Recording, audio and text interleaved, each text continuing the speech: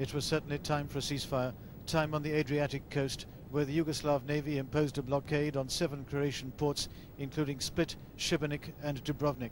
Time for a ceasefire too on the hill country just inland. And in Split itself, hitherto peaceful but under attack for the first time, with the Croatian forces defending against the advancing Federal Army and Serbian rebels. Certainly time for a ceasefire in the eastern city of Osijek, which was a total war zone, as whole blocks of flats were destroyed and fighting raged between the Croatian defenders and the Federal Army.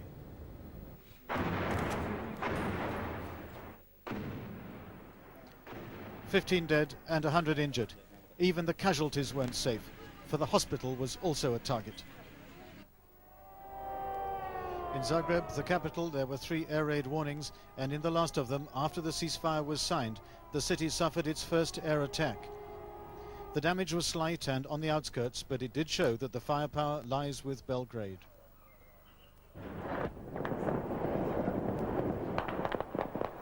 Then this evening, at the Barangay Barracks, the Federal Army's second largest installation in Zagreb, the message was clear and written in tracer: the ceasefire has not yet taken effect.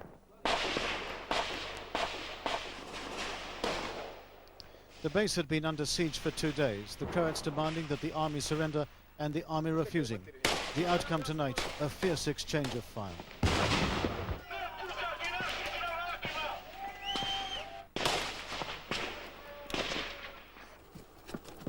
It was the day the war came to Zagreb for the first time.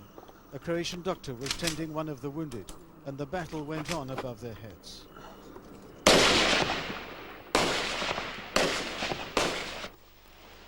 As it happens, the Croats, with the high ground here, were not expecting the ceasefire to come into effect until midday tomorrow. They complain of being under-provided with weapons, but this was an extreme case.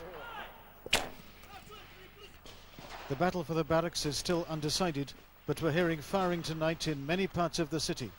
Martin Bell, BBC News, Zagreb.